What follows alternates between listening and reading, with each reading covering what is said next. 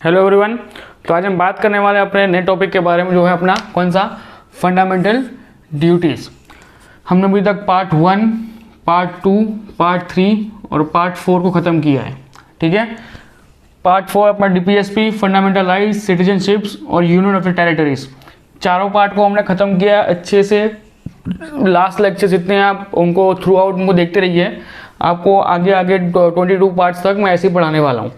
ठीक है, पहली बात मैंने आपको बहुत पहले भी एक चीज़ समझाई थी, क्या कि अगर किसी चीज़ के पीछे A1 या क, या गुजराती का या फिर इंग्लिश का क, ये चार में से कोई भी एक पैटर्न अगर ऐड हो ना, तो इनडायरेक्टली याद रखना कि वो आपके मेन कॉन्स्टिट्यूशन के अंदर नहीं दिया हुआ था, ये उसी के बाद ऐड हुआ है। ठीक है, आपको जो मेन कॉन्स्टिट्यूशन था उसके अंदर आपकी फंडामेंटल ड्यूटीज़ कितनी थी, तो 0 थी। कितनी थी आपकी? 0। ठीक है, अभी कितनी है, तो 11 है। कब चेंज हुआ था सब कुछ बताता हूँ, वेट करो।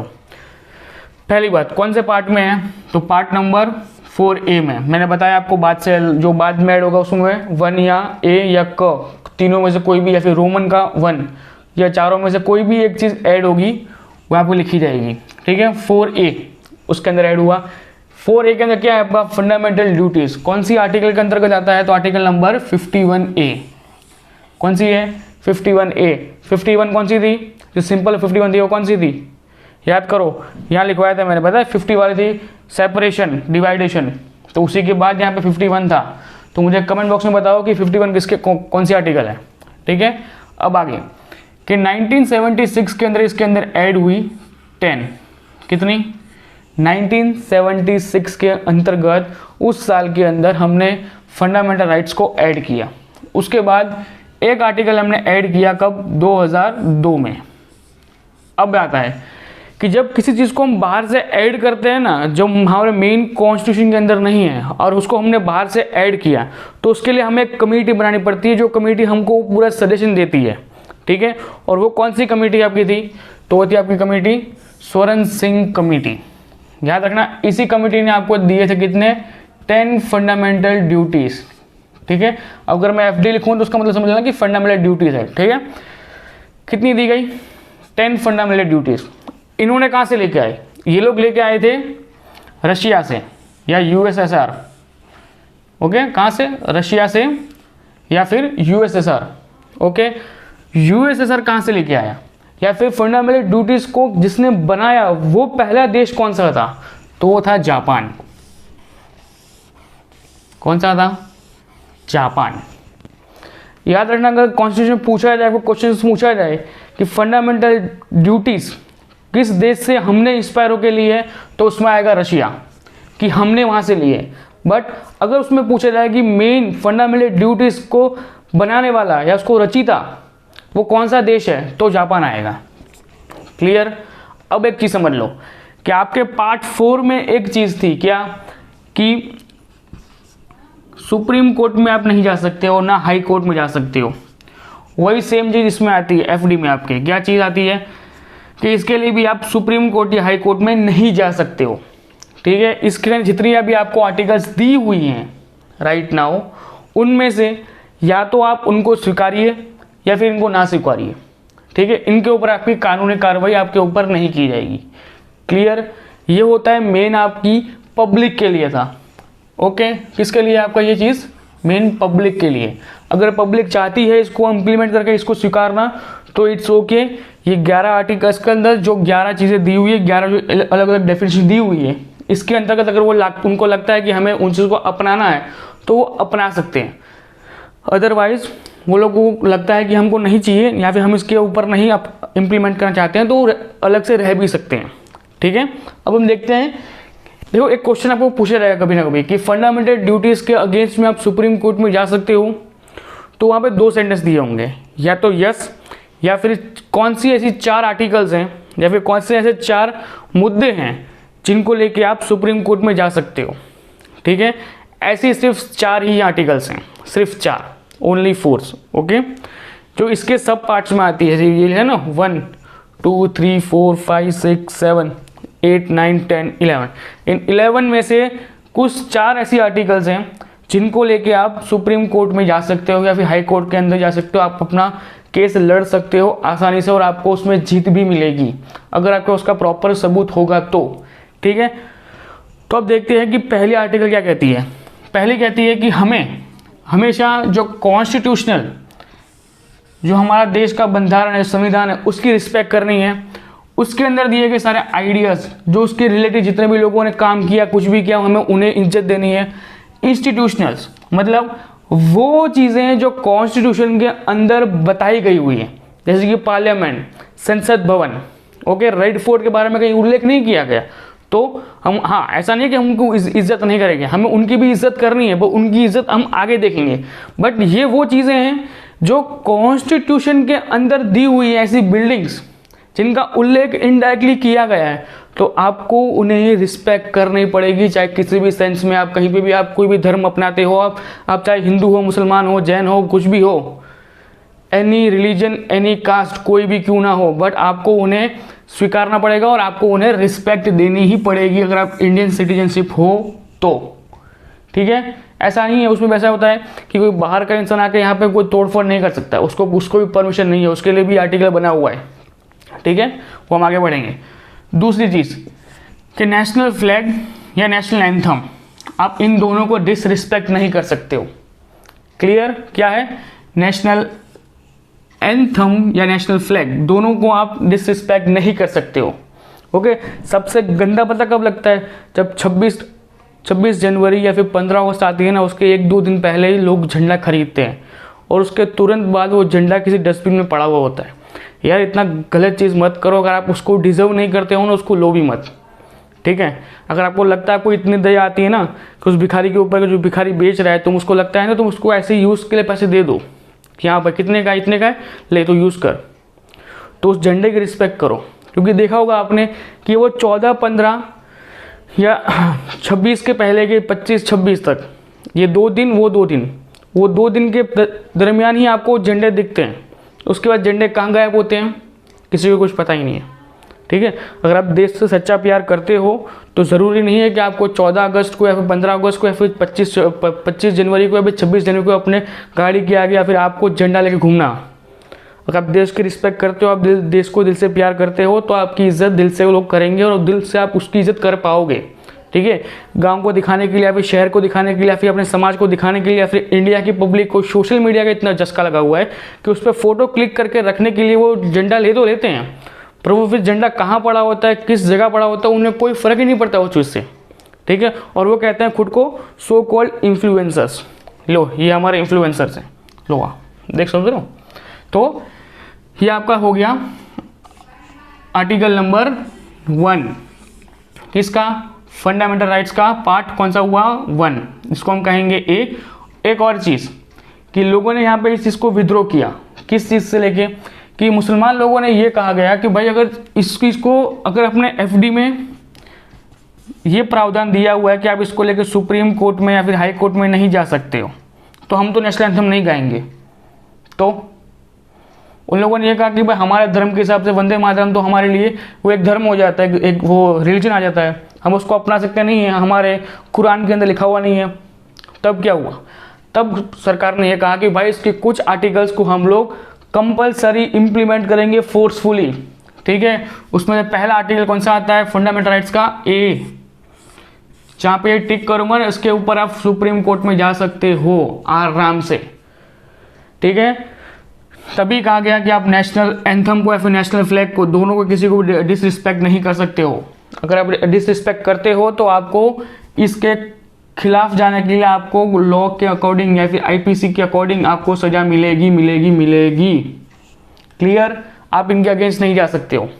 ओके, अब आ जाओ पार्ट 2 पे। पार्ट 2 क्या कहता है कि आपको उन लोगों को हमेशा अपना नोबल आइडल बनाना है जिन लोगों ने देश के लिए स्ट्रगल किया था।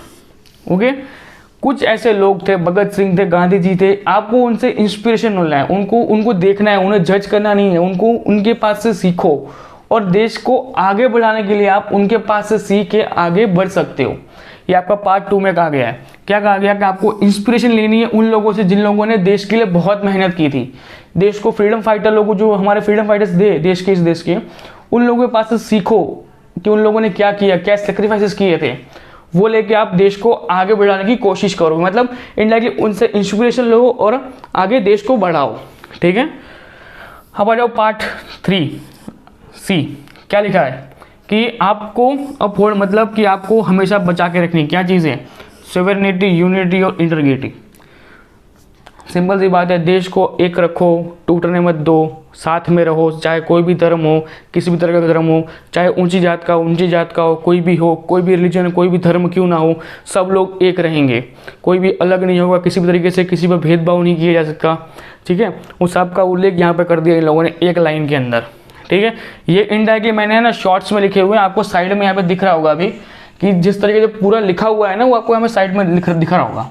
और अगर आपको यहाँ नहीं दिख रहा होगा तो इट्स ओके, आप किसी भी जगह पे जाके एक फंडामेंटल ड्यूटीज की कोई PDF होगी डाउनलोड कर लो और आप उसको सामने खोल के रख लो और बाद में आप इससे पढ़ सकते हो। क्लियर। अब आ जाओ आपका पार्ट 4।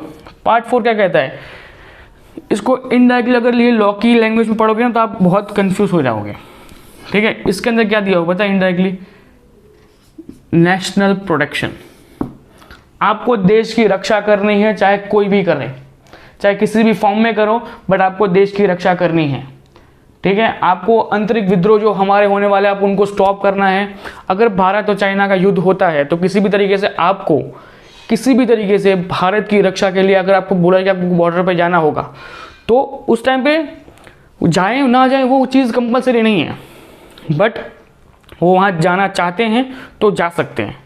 याद रखना, हम लोग इसको लेकर सुप्रीम कोर्ट में नहीं जा सकते। अभी तक हमने एक आर्टिकल देखा जिसको लेकर हम सुप्रीम कोर्ट में जा सकते हैं। कौन सा आर्टिकल, पार्ट 1 का देखा हमने, ये 1, जिसको लेकर हम सुप्रीम कोर्ट में जा सकते हैं। अभी तक हम दूसरा आर्टिकल तक नहीं पहुंचे, जब पहुंचेंगे तो बता दूंगा कि ये दूसरी आर्टिकल है। क्लियर। अब आते हैं हमारा 5th पॉइंट के ऊपर। क्या लिखा है 5th पॉइंट में, 5th पॉइंट पर लिखा है कि आपको ब्रदरहुड मतलब भाईचारा रखना है, रिलीजन कोई भी धर्म, या डिग्निटी ऑफ द वुमेन्स मतलब वुमेन्स को एक अलग पावर दी जाएगी। मेन चीज़ तो आपको इन दो से रिलेट कर सकते हो। ये पार्ट 3 और पार्ट 4 में क्या है जो हमने यहाँ पर बात की कि एकता अखंडता को रखनी है, लोगों को एक साथ रखना है, किसी तरीके से अलग भेदभाव नहीं करना है। तो वही चीज़ को डिफाइन करके पार्ट 5 में बोला गया क्या कि भाईचारा रखना है, चाहे किसी भी धर्म के क्यों ना हो, हर तरीके से आपको साथ रहना है, सब लोगों के एक दूसरे के पर्सनल लॉ के ऊपर कोई जाएगा नहीं, दोनों लोगों को आपको समान कक्ष में रखना होगा किसी भी तरीके से। ओके, एक और चीज़ कि यहाँ पे एक वर्ड यूज़ किया गया था, वुमेन्स को पावर अलग से मिलती जाएगी। ठीक है, टाइम टाइम पे उनको चेंजेस मिलेंगे। जिस तरीके से भी अगर वो किसी भी क्षेत्र में जाती है तो हमने देखा होगा कि वहाँ पे वुमेन्स कोटा होता है, वुमेन्स की अलग प्रायोरिटी दी जाती है। किसी कंपनीज के अंदर एक अलग से पूरा फॉर्म बनाया होता है कि भाई इस पूरी फील्ड जगह पे या फिर इस जॉब के लिए सिर्फ और सिर्फ वुमेन्स ही अप्लाई कर सकती हैं। तो वो सब कुछ डिग्निटी मतलब एक तरीके से उनको मोटिवेट करने के लिए, उनको आगे बढ़ाने के लिए यहाँ पे इस पार्ट के अंदर इनको ऐड किया गया। किसके अंदर, पार्ट 5 के अंदर। अब आ जाओ आपका पार्ट 6। आपका पार्ट 6 क्या कहता है, टू वैल्यू। देखो मैंने शॉर्ट में लिखा हुआ है, आप उनको समझ लो कि टू वैल्यू कि जो हमारी हेरिटेज है, पहले इनको वर्ड टू वर्ड समझो। जो हमारी हेरिटेज है मतलब जो हमारी संस्कृति है, ठीक है, हमें उनको प्रोत्साहन करना है, उनको बचा के रखना है। ठीक है, मुझे एक चीज़ बताना कमेंट बॉक्स के अंदर कि इंडिया का फर्स्ट हेरिटेज साइट कौन सी थी, जो यूनेस्को ने अनाउंसमेंट की थी ना कि India first this is heritage site, तो वो कौन सी थी आप मुझे कमेंट बॉक्स में बताओ। ठीक है, ये one of the must general question के अंदर आपका आ जाएगा कि भाई ये ऐसे क्वेश्चंस होते हैं जो कहीं ना कहीं आपके जीके और कॉन्स्टिट्यूशन के रिलेटेड मैं आपसे कहीं ना कहीं पूछता रहूँगा, तो आप उनको याद रख लेना। ठीक है, तो उन लोगों ने क्या कहा कि जो हमारा रिच कल्चर है, रिच हेरिटेज है, उनको हमें प्रोटेक्शन करना है, हमें उनको बचाना है। अगर उनको कोई डैमेज करता है किसी भी तरीके से तो हमें उस चीज़ को रोकना पड़ेगा। ठीक है, और रोकते भी हैं हम, ऐसा नहीं कि हम लोग नहीं रोकते, हम रोकते भी हैं। ठीक है, अब आ जाओ अपने पार्ट नंबर 7 पे जी। उसमें क्या लिखा हुआ है, प्रोटेक्ट। क्या लिखा है, वर्ड टू वर्ड जाओ, अगर वर्ड पकड़ लोगे तो सबको समझ में आ जाएगा कि क्या कहना चाहता हूँ मैं। ठीक है, क्या कहा कि प्रोटेक्ट करना है, किस चीज़ का, नेचुरल इन्वायरमेंट का, फॉरेस्ट का, lake, river, wild life sanctuaries का। ठीक है, ये सब का किस में दे दिया, 7G में दे दिया। ओके, मतलब 7G या फिर 7 रखो या फिर G रखो, दोनों में से कोई भी एक, बट आपका 7 पार्ट में ये कहा गया कि भाई नेचुरल इन्वायरमेंट को प्रोटेक्ट करना है आपको, रिवर, लेक, जो हमारी जितनी भी ऐसी चीज़ें हैं जिनसे हमारा नेचर डेवलप्ड होता है, नेचर बनता है, आप उनको आपको प्रोटेक्शन करना है किसी भी तरीके से, किसी भी टाइम पे, at any cost you have to protect that all. ठीक है, आपको उन्हें प्रोटेक्ट करना है। कौन से आर्टिकल के अंतर्गत? फंडामेंटल ड्यूटीज़ का पार्ट नंबर या फिर आर्टिकल नंबर 7, इसमें आपको यह कहा गया। अब आ जाओ आपका 8 में, तो 8 में क्या गया है? To develop the scientific temper, मतलब यहाँ पे इनडायरेक्टली ये कहा गया है कि किसी भी तरीके से अगर देश को आगे बढ़ाना है तो उनको साइंस फील्ड के अंदर, साइंटिफिक फील्ड के अंदर उनको आगे मोटिवेट करो, उन्हें बोलो कि वो उस चीज़ में आगे बढ़े, ठीक है, आगे निकले, प्रोडक्शन के लिए आगे निकले, ठीक है। इस देश को डेवलप करने के लिए आप बाहर मत जाओ, आप यहाँ पे रहो, आपको सुविधा बाहर मिल रही है, हम उनको आपको यहाँ पे प्रोवाइड करने की कोशिश करेंगे, हम आपको इसी जगह पे रख के आपको डेवलप करने का अपॉर्चुनिटी हम यहाँ पे इंडिया में आपको देंगे। आपने एक चीज़ देखो, आप एक सिंपल लॉजिक समझो, जापान एकमात्र ऐसा देश नहीं है जो फंडामेंटल ड्यूटीज़ को एज ए लॉ यूज़ करता है, ठीक है, वो यूज़ करता है कि पब्लिक को ये सारे के सारे मानने कंपलसरी है, और हम इसमें सिर्फ 4 मानते हैं। कौन से? एक ये रहा आपका 7, कौन सा है? 1, 7, ठीक है, ये आपका 2 नंबर का और ये आपका 1 नंबर का, जिनके ऊपर हम सुप्रीम कोर्ट में जा सकते हैं। ओके, पहला ये, 7वां ये, इन 2 को लेके हम लोग सुप्रीम कोर्ट के अंदर जा सकते हैं। बट जापान में कैसा पता है कि सारे के सारे फंडामेंटल ड्यूटीज़ के ऊपर आप लीगली किसी भी तरीके से उनको दे दिया है कि आपको इन्हें अपनाना ही पड़ेगा, आपको इन्हें स्वीकारना ही पड़ेगा, आपको इन्हें हमेशा अपने साथ लेके चलना चाहिए, और हमेशा इस देश का विकास इन फंडामेंटल ड्यूटीज़ के कारण ही होगा। इसलिए पता है एक चीज़ देखो आप, कि जापान चाहे इतना छोटा सा देश है, बट आज भी वो बहुत पावरफुल देश है, अपनी टेक्नोलॉजी को लेके, अपने लोगों को लेके, अपने विकास दर को लेके वो बहुत डेवलपिंग कंट्री है। क्योंकि जिस देश के ऊपर 2 न्यूक्लियर बम गिराए गए थे, उस न्यूक्लियर बम के इफेक्ट के कारण आज भी कहीं ना कहीं उनकी जनरेशन बहुत ज़्यादा ऐसी आती है कि जो डिसेबिलिटी से, ब्लाइंडनेस से, और वो जो एक न्यूक्लियर रिएक्शन के कारण जो कुछ भी यहाँ पे कुछ ऐसी चीज़ें हुई थी जिनके कारण लोग आज भी ढंग के पैदा नहीं होते हैं, या बच्चे आज भी अच्छे पैदा नहीं होते हैं, ठीक है। अब मेरे वर्ड्स को समझ लेंगे कि आप मैं कहना क्या चाहता हूँ, बट फिर भी अभी भी वो एक डेवलप कंट्रीज़ के अंदर आ चुका है। इतना विकास इतनी जल्दी इतने कम टाइम में किस तरीके से किया गया, तो उसके पीछे का मेन रीज़न ये था कि फंडामेंटल ड्यूटीज़, क्यों इन लोगों ने हर जगह पे स्पेसिफाई कर लिया था कि भाई आपको बाहर नहीं जाना है, अभी जब तक आपको यहाँ पे वो सुविधा मिल रही है तो आपको देश को आगे बढ़ाने के लिए, आपको देश के विकास के लिए, आपको देश में रह के देश के लिए विकास में काम करना पड़ेगा, ठीक है। क्यों? ये जब सब चीज़ों के ऊपर अगर आप इंडिया के अंदर भी इनको लीगल कर दें ना हम लोग, तो हमारा भी विकास होगा। बट हम लोग क्या करते हैं पता है, हमारे यहाँ पे बहुत सारे धर्म हैं, बहुत सारी अलग अलग कास्ट हैं, तो वो चीज़ के कारण कहीं ना कहीं कॉन्फ्लिक्ट इतना बढ़ जाएगा ना कि देश का विकास छोड़ो, यहाँ पे विद्रोह शुरू हो जाएंगे इंडिया के अंदर, ठीक है। तो कहीं ना कहीं हमने इसलिए इनको सुप्रीम कोर्ट में ना जाने देने के लिए हमने इस पर स्पेसिफाई किया कि इसके अंदर 4 पार्ट्स ऐसे होंगे या 4 आर्टिकल ऐसे होंगे जिनको लेकर आप सुप्रीम कोर्ट में जा सकते हो, अदरवाइज और किसी में जाने की ज़रूरत आपको नहीं है, क्लियर। तो जापान का आगे बढ़ने का ये रीज़न है कि वो लोग जो कुछ भी कमाते हैं, जो कुछ भी करते हैं, अपने देश के लिए करते हैं, और हम लोग क्या करते हैं पहले अपना पेट भरने के लिए, ठीक है। ये डिफरेंस भी कहीं ना कहीं आ जाता है। हाँ, हमारा भी देश अभी डेवलपिंग कंट्रीज़ की लिस्ट में आ चुका है कि भाई हम लोग कह सकते हैं विकास दर के ऊपर है कि हम लोग धीरे धीरे धीरे बढ़ते जा रहे हैं। देखते हैं हम लोग कब तक डेवलप्ड होते हैं, बट जब हम डेवलप्ड हो जाएंगे तो हम भी कह सकते हैं कि we are now developed country, okay, बाकी देशों की तरह।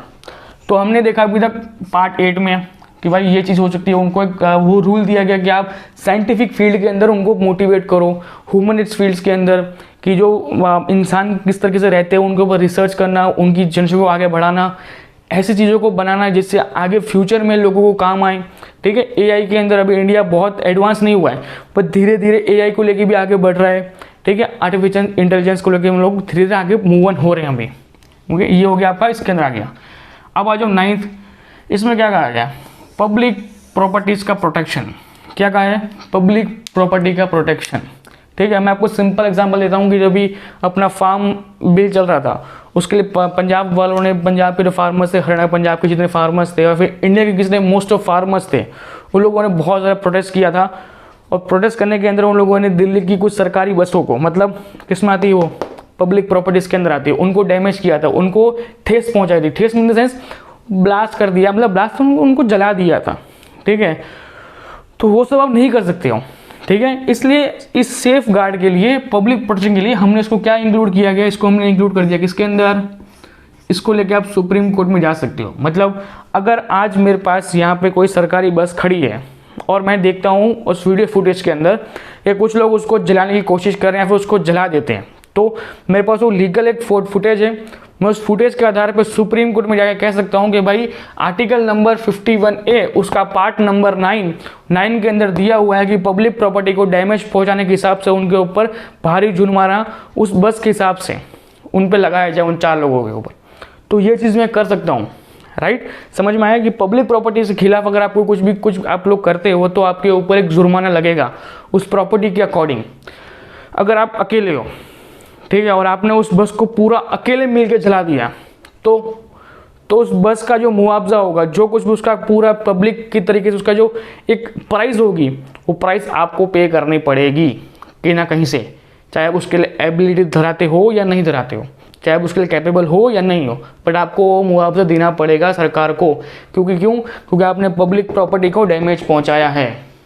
ओके, अब आ जाओ आपका 10th नंबर पे। 10th नंबर में क्या कहा गया? सिंपल सी बात है कि अगर आप देश के विकास में काम कर रहे हो तो आप चाहे इंडिविजुअली विकास करो, कलेक्टिव विकास करो, बट आपकी जो थिंकिंग होनी चाहिए, आपका जो स्तर होना चाहिए, वो इतना हाई लेवल पे होना चाहिए कि उससे देश को बहुत बड़े बड़े अचीवमेंट्स मिले। ठीक है, मैं आपको यहाँ पर सिंपल एग्जांपल दूंगा कि आप ये समझ लो कि हॉकी की टीम, चाहे मेंस की गिन लो या वुमेन्स की गिन लो, मेडल लेके आती है, right. Individually Neeraj Chopra sir जिसने जैवलिन थ्रो के अंदर गोल्ड मेडल लेके आए, वो किस में गए थे? वो इंडिविजुअल थे। हाँ, वो रिप्रेजेंट किसको कर रहे थे? इंडिया को कर रहे थे, बट वो थे कौन से? इंडिविजुअल कैटेगरी के अंदर। कलेक्टिव कैटेगरी कौन सा आगे थे? प्री हॉकी की पूरी टीम से लो, चाहे मेंस की लो चाहे वुमेन्स की ले लो, राइट। तो वो चीज़ होगी दोनों। दूसरी चीज़ कि देश का विकास ज़रूरी नहीं है कि आप लोग घर बैठे कर पाओ। आप किसी ऐसी कंपनी में काम करो, आप किसी बड़े ओहदे पे काम कर रहे हो जिससे कि आप देश को किसी और जगह रिप्रेजेंट कर रहे हो, तो आप वो भी कर सकते हो, राइट। तो डिफरेंट तरीके से कहीं ना कहीं आपको देश के विकास में आपका योगदान डालना पड़ेगा। और इसी के अंदर आपको आ जाता है कि आपको इसमें आपको टैक्स भी पे करना है, आपको वो सिटीजन बनना है कि आप देश के विकास में काम आ रहे हो किसी भी तरीके से, इंडिविजुअली या कलेक्टिवली, किसी भी रूप में आप देश के काम आ रहे हो इनडायरेक्टली, आपको ये प्रमोट करना है। कौन से आर्टिकल के अंतर्गत? Article number 10 part number 10 article number 51A। Okay, अब आ जाओ लास्ट आपका 11 या फिर के बाद में ऐड किया गया। ओके, कौन सा अमेंडमेंट, कौन सा साल, ये मुझे आप बता दो, क्योंकि मैंने इस चीज़ को है ना कम से कम 10 से 12 बार रिपीट कर दिया है कि भाई 6 से 14 साल के बच्चों को कंपलसरी एजुकेशन देना है। उनके जो गार्जियंस होंगे या फिर उनके जो पेरेंट्स होंगे, उन्हें कंपलसरी उस बच्चे को अपनी 6 साल से लेके 14 साल तक उसकी एजुकेशन कंपलसरी देनी है। कौन सा अमेंडमेंट, कौन सा साल, मुझे कमेंट बॉक्स में बताओ, ठीक है। क्योंकि मैं इसको इतनी बार बता चुका हूँ कि अब आई थिंक सो तुम्हें खुद याद हो चुका होगा, इतनी बार बता चुका हूँ, ठीक है। और जो मैंने बताया था कि आपको कौन सी 4 आर्टिकल है, 1, 2, 3 और ये होगी आपकी सुप्रीम कोर्ट वाली 4। तो हमने कौन सी मेन 4 आर्टिकल जिसके अंतर्गत आप जा सकते हो कोर्ट के अंदर, तो 1, 7, 9, 11। कौन सी? 1, 7, 9, 11 इनको लेके आप जा सकते हो कहाँ पे? सुप्रीम कोर्ट में या हाई कोर्ट में जा सकते हो। फिर से ये रिपीट कर लेते हैं कौन कौन सी है। तो पहली कौन सी आपकी कि आपको नेशनल फ्लैग या नेशनल एंथम या फिर नेशनल इंस्टीट्यूट या फिर ऐसी कोई चीज़ों को आपको वहाँ पर डैमेज नहीं पहुँचाना। अगर कोई उनको डिसरिस्पेक्ट करता है तो आपको उनके खिलाफ आप जा सकते हो, बट आपको उन्हें प्रमोट करना है कि भाई आप उनकी रिस्पेक्ट करो। 7th नंबर पे क्या आता है? 7th नंबर पे आता है कि आपको कहीं ना कहीं जो नेचुरल इन्वायरमेंट है, forest, lake, river, wild life sanctuaries हैं, जो कुछ भी है हर चीज़ को आपको प्रोटेक्ट करना है। अगर इनको कोई डैमेज करता है तो उसके खिलाफ आप लोग कोर्ट में जा सकते हो।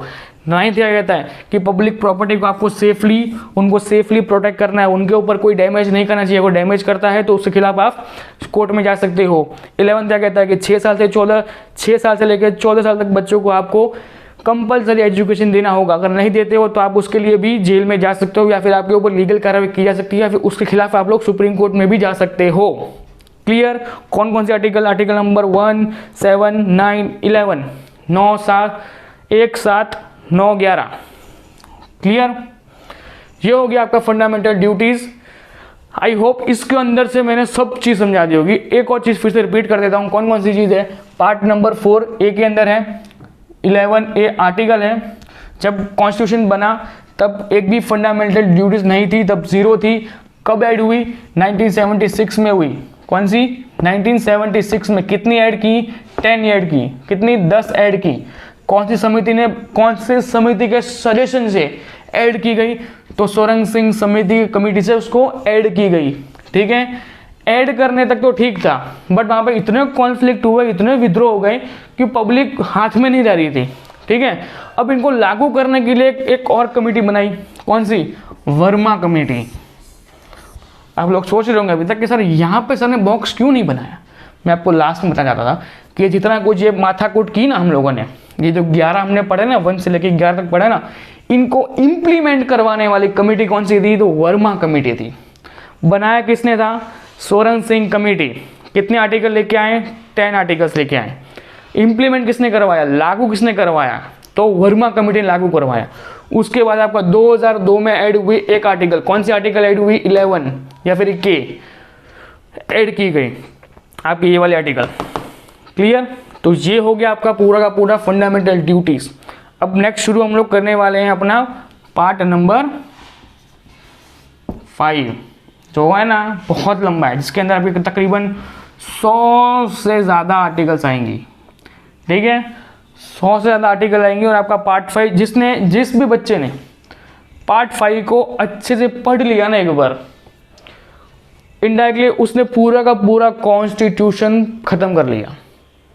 मेन चीज़ है आपकी, अगर आप उसको समझ गए तो आपको किसी और चीज़ को समझने की ज़रूरत नहीं पड़ेगी। पार्ट 5 इतना इंपॉर्टेंट, जिसके अंदर आपकी 100 आर्टिकल्स आती हैं और देश कहीं ना कहीं चलता है उन 100 आर्टिकल के बलबूते के ऊपर ही। मैं ये नहीं कह रहा हूँ कि बाकी आर्टिकल्स काम के नहीं, बाकी आर्टिकल्स भी काम किए हैं, बट उन 100 आर्टिकल्स को आप अच्छे से रीड कर लो, उनको याद कर लो, उनको पढ़ लो, तो इतना मैं गारंटी कर सकता हूँ कि आपके मोस्ट ऑफ 20 से 25 मार्क्स कहीं नहीं गए अगर उन गैप के आंसर को पूछा गया तो। ठीक है, ये हो गया आपका फंडामेंटल ड्यूटीज यहाँ पे खत्म। मिलते हैं नेक्स्ट लेक्चर में। जय हिंद।